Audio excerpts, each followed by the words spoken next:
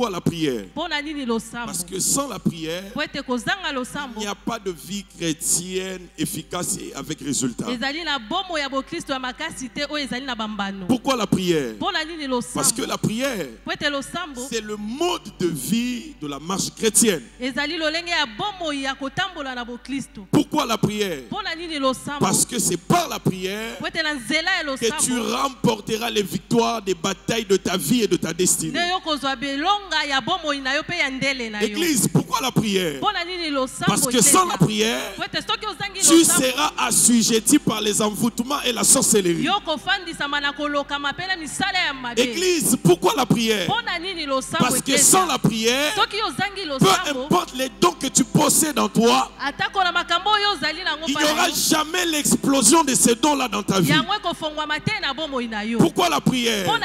Parce que peu importe les promesses de Dieu sur toi, si tu ne les travailles pas dans la prière, tu n'atteindras pas ta destinée. La Bible dit que Jésus, après 8 jours, dit que Jésus était en train de parler avec ses disciples. Mais après 8 jours, il a pris avec lui Pierre, Jacques et Jean. C'était pour aller à la montagne. Mais lorsqu'ils sont partis à la montagne, ce n'était pas pour contempler la beauté de la montagne. C'était pas pour voir la nuée ou tout ce qui s'était passé au niveau de la montagne. Non. Ça veut dire que lorsque Jésus est parti à la montagne avec les disciples, la Bible précise l'objectif ou le but pour lequel Jésus est allé à la montagne. La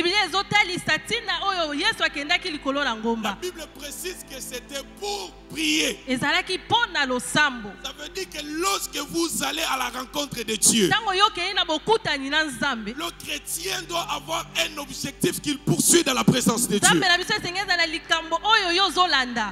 chrétien qui vient à l'église et qui n'a pas un objectif dans la présence de Dieu, laisse-moi te dire que tu sortiras comme tu es entré.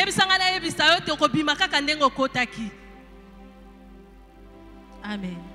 Lorsque Jésus partit à la montagne, la Bible dit que c'était pour aller prier. Pose-toi un peu la question, pourquoi tu es venu ici ce soir? Qui t'a amené ici ce soir? Et pourquoi il t'a amené ici ce soir? Es-tu venu pour me voir? Es-tu venu parce que c'est vendredi? Es-tu venu parce que si on te voit, on va t'appeler? Es-tu venu parce que tu étais au programme aujourd'hui? Le chrétien doit changer son objectif dans la présence de Dieu. Lorsque vous poursuivez des objectifs dans la présence de Dieu, vous sortirez avec les résultats liés à votre vie de prière. Aujourd'hui, parfois, nous sommes fatigués. Des moments de prière. Venir à l'église. Chaque dimanche, tu es là. Chaque mercredi, tu es là. Pourquoi n'y a-t-il pas de résultats? Je pense que le problème, ce n'est pas Dieu. Et d'ailleurs, le problème même, ce n'est même pas le pasteur de l'église. Mais le problème, c'est le chrétien. C'est toi qui s'approches. Parce que la Bible déclare, il faut que celui qui s'approche de Dieu, il croit que Dieu existe. Ça veut dire que même si les prédicateurs n'est pas à la hauteur de te dire des choses pour changer ta vie, mais puisque toi tu as Jésus avec toi et que tu t'approches de lui, tu dois être confiant, tu dois croire qu'il existe et il est le rémunérateur de ceux qui le cherchent. C'est quoi ton objectif à l'église? Les chrétiens qui ne savent pas définir les objectifs dans la maison de Dieu, parfois ils créent des troubles pour rien.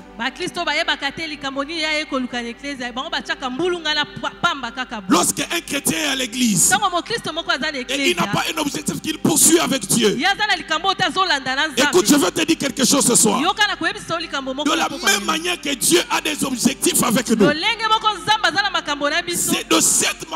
c'est de cette même manière que le chrétien doit aussi avoir les objectifs avec Dieu. Yes. Au début de cette année, tu as fait un agenda. Les objectifs que tu dois atteindre dans ta propre vie. Et c'est quoi les objectifs que tu t'es fixé avec Dieu? C'est quoi le but que tu t'es fixé à atteindre avec Dieu cette année?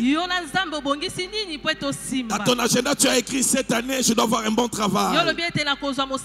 Cette année, je dois voyager. Cette année, je dois avoir un mariage. Cette année, je dois être promu. Mais c'est quoi l'objectif que tu as avec Dieu cette année?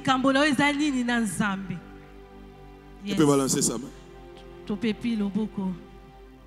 Jésus parti à la montagne, mais pour prier. Lui qui est fils de Dieu, en lui habite corporellement toute la plénitude de la divinité. Église, avait-il besoin de la prière? À la manière des hommes, je dirais non. Parce que c'est lui qui est Dieu. Il avait toute la divinité avec lui. Il avait toute l'autorité avec lui. Il avait tout le pouvoir avec lui. Et d'ailleurs, il est dit dans ses paroles: tout pouvoir m'a été donné.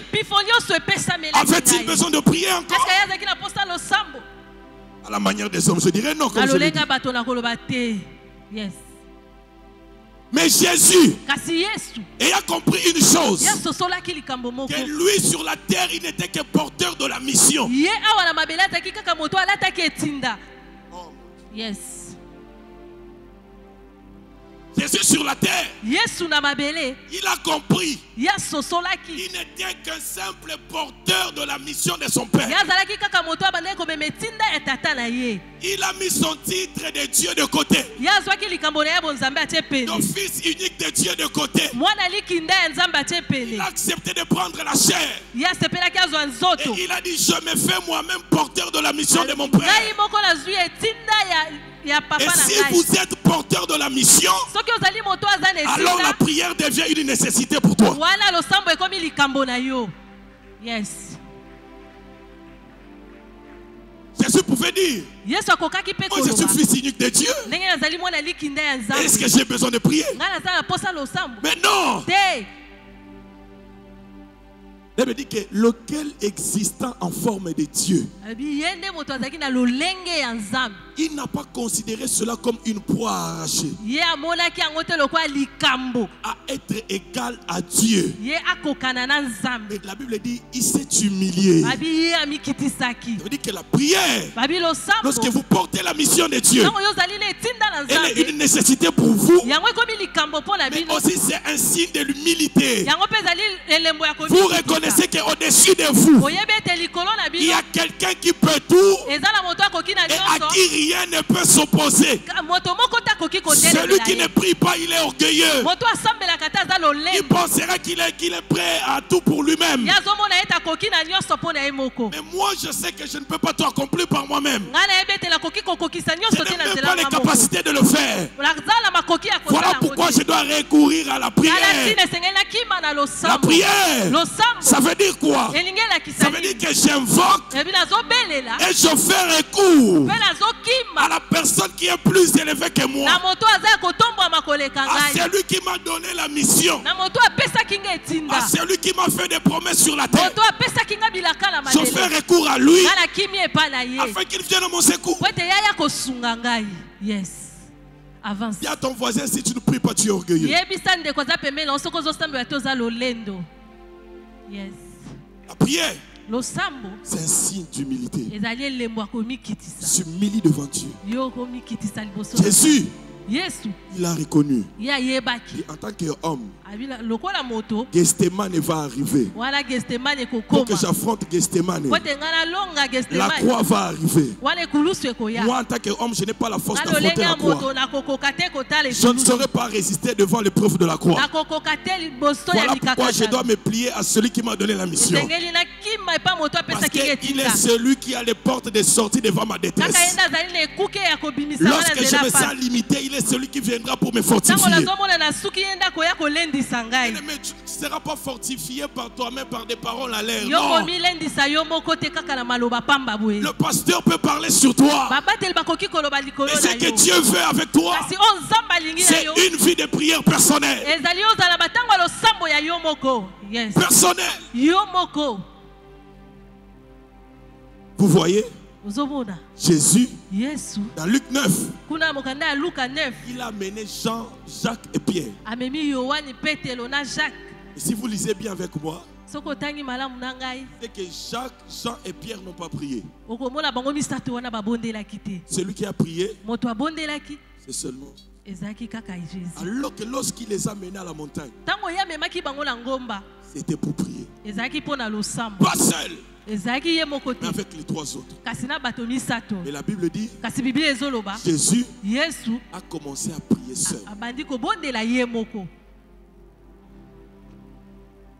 Maintenant, qu'est-ce qui se passe lorsque Jésus prie seul? La Bible dit pendant qu'il priait, elle dit que lorsqu'il priait, Pierre, Jacques et Jean étaient en train de le contempler. Il était à l'écart, il regardait comment Jésus priait. C'est comme parfois celui qui est à la maison. Tu lui as dit, je vais à l'église pour prier. Il est comme Jacques, il est comme Pierre. Il te contemple, tu es venu pour prier. Parfois même ton voisin qui ne veut pas prier peut-être ce soir, il te regardera peut-être en train de prier.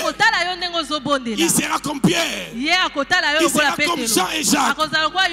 Mais la Bible déclare ceci. Pendant que Jésus priait, l'aspect de son visage changea. Ça veut dire quoi? Il y a un changement qui arrive, qui touche à votre identité. Lorsque quelqu'un se met à prier, Jésus, son visage n'a pas changé. Lorsqu'il a ressuscité Lazare, lorsqu'il a opéré les miracles, lorsqu'il a apaisé le vent et la tempête. Non, Église. Le visage de Jésus a commencé à changer lorsqu'il priait. Lorsqu'il priait. Yes. Ça veut dire que si tu pries, il y a un changement de ton identité qui arrive. Celui qui prie précipite les accomplissements dans sa vie.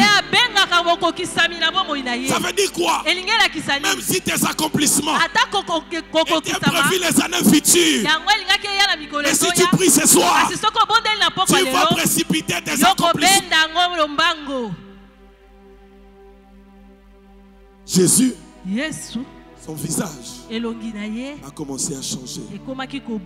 Pourquoi le visage de Pierre n'a pas changé?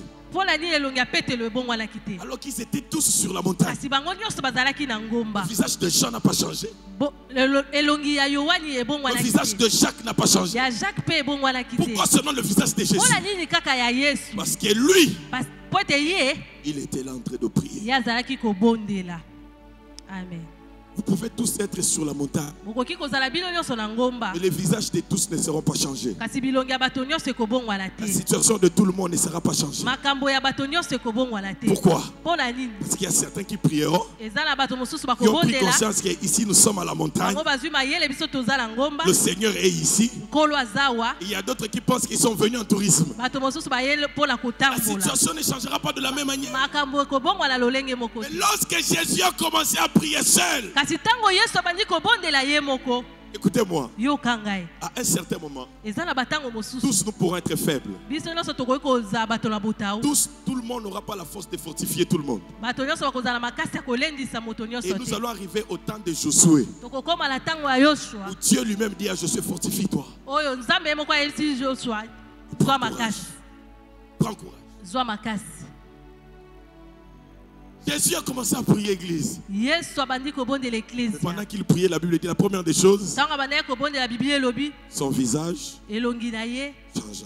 J'ai envie de déclarer sur la vie de quelqu'un ce soir.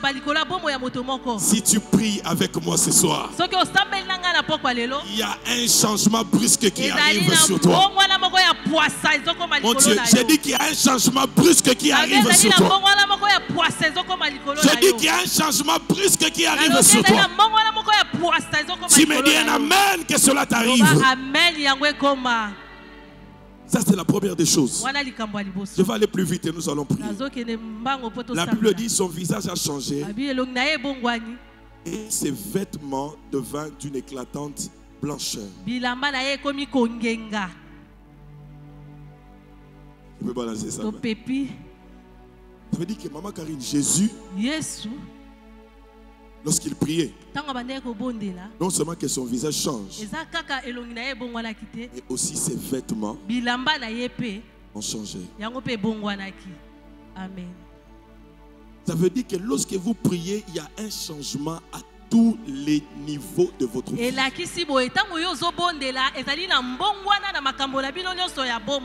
y a un changement total et complet dans votre vie, dans votre destinée.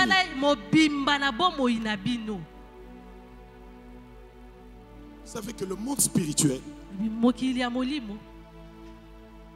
parlons du monde des ténèbres, peuvent faire porter à quelqu'un un habit de deuil. Tel qu'on te voit, on te voit avec des habits ordinaires. Mais spirituellement, tu as les habits de la sorcellerie, de l'envoûtement, de la magie. Tu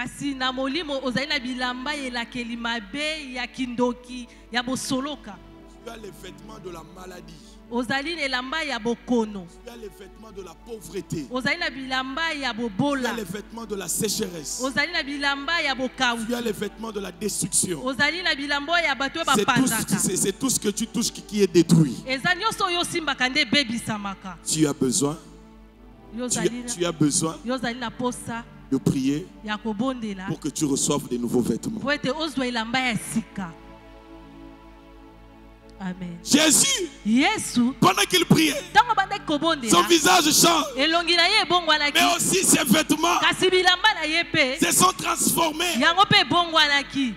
Ça veut dire quoi? Il y a la transformation de la vie physique. Il y a changement de la vie sociale. Ce qui n'était pas clair devient plus clair lorsque vous priez. Vos finances qui n'étaient plus claires, votre travail qui n'était pas clair, votre santé qui n'était plus claire.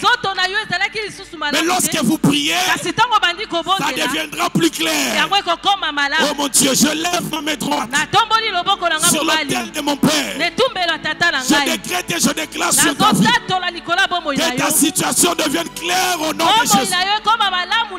Tout ce qui était noir et flou dans ta vie, par la prière de ce soir, que cela devienne plus clair au nom de Jésus. Tu me dis un amen bien que cela t'arrive. Amen. La Bible dit, ça c'est la troisième chose. Et voici deux hommes s'entretenaient avec lui.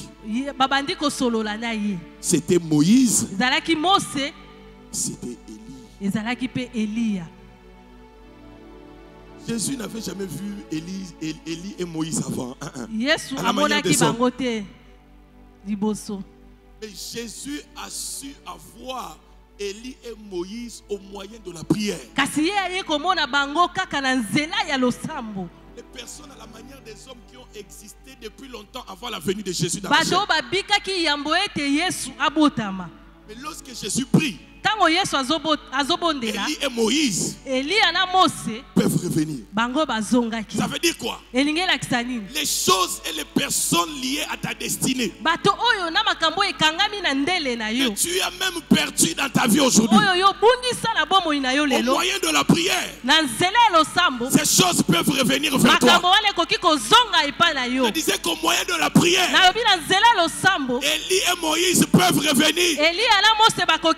Les personnes que tu as perdues dans ta vie, les positions que tu as perdues dans ta vie, l'argent que tu as perdu dans ta vie, Lorsque tu prieras, cet argent-là peut revenir. Cette bonne santé peut revenir. Élie et Moïse, c'est le symbole des témoignages. Parce que ce sont les deux témoins qui reviendront au temps de la fin. Ça veut dire quoi? Lorsque vous priez, votre prière attirera les témoignages. Tu me dis pas amen. Tu me dis pas amen. Yes. Il me dit Élie et Moïse, ils sont apparus dans la gloire. Parler de son départ. Il allait accomplir à Jérusalem. Il y a des choses liées à ta destinée qui vont apparaître dans la gloire. Mais ça va se faire au moyen de la prière. Yes. Celui qui méprise la prière méprise l'apparition des choses glorieuses dans sa vie.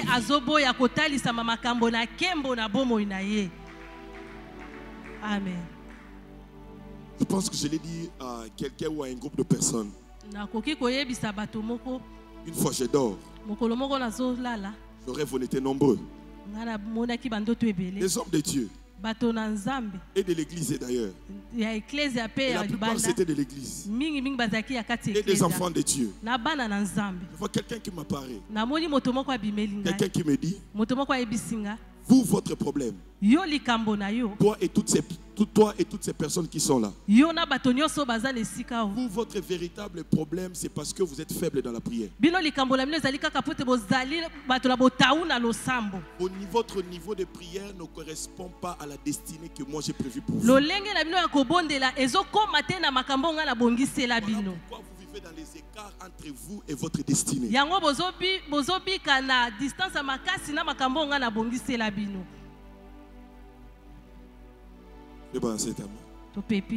Moi, ça m'avait choqué le matin quand je me suis réveillé.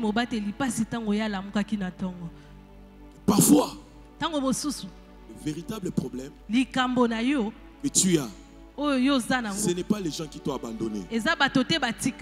Non.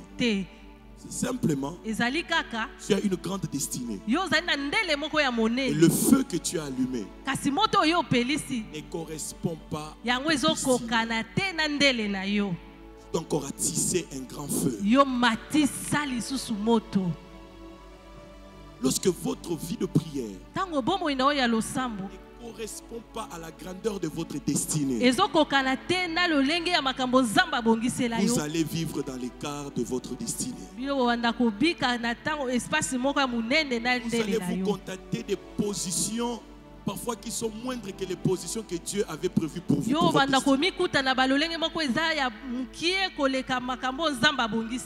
penses toucher à $1000, tu penses que c'est fini là. Tu penses toucher à $10,000, à $100,000, tu penses que ça suffit là.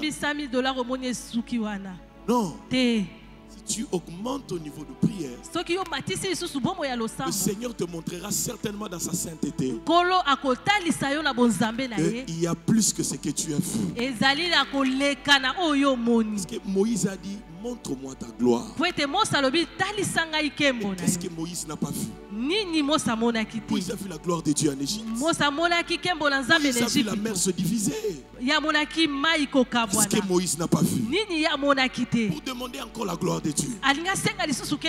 Ça veut dire quoi? En Dieu, il y a des gloires insoupçonnées pour toi. Il y a encore des positions insoupçonnées pour ta destinée.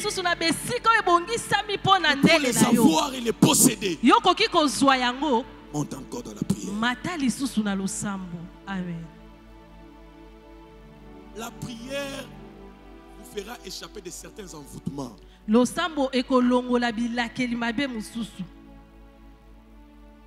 La Bible dit, Élie et Moïse sont apparus dans la gloire et s'entretenaient avec Jésus. Pierre et ses compagnons étaient apaisantis par le sommeil.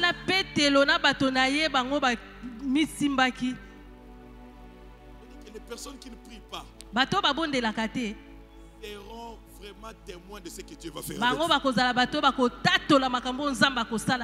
Alors ce soir, je veux que toi tu ailles prier toi-même. Celui qui ne priera pas, c'est son problème. Mais sache qu'il sera témoin de ce que Dieu va faire avec toi par la prière de ce soir. Mais toi ce soir, il faut que tu pries. Et lorsque tu prieras, la nuée de Dieu descendra sur toi. Et la gloire de Dieu va se manifester dans ta vie. Tu peux te lever, nous allons prier. Amen. Yes.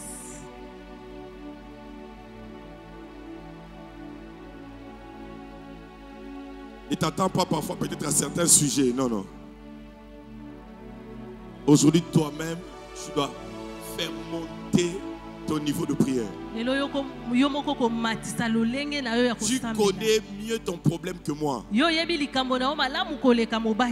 dans la vision ou dans la prophétie, on est limité. Et tu es la mieux placée pour connaître ton problème. N'attends pas que je te booste à prier. Mais que toi-même tu ailles prier. Alors élève ta voix. Commence à demander la gloire de Dieu sur toi. Le changement de Dieu de ta vie. Le changement de Dieu dans tes situations. Et la nuée de Dieu sur toi ce soir. Viens transformer les conditions de ta vie. Même si tu avais une maladie ce soir, cette maladie-là partira par la prière. Même si tu as constaté les limitations dans ta vie, elles seront brisées par la prière. Alors élève ta voix, commence à prier. Élève ta voix, commence à prier. Élève ta voix, commence à prier. Est-ce que l'église peut rester debout? Nous allons prier.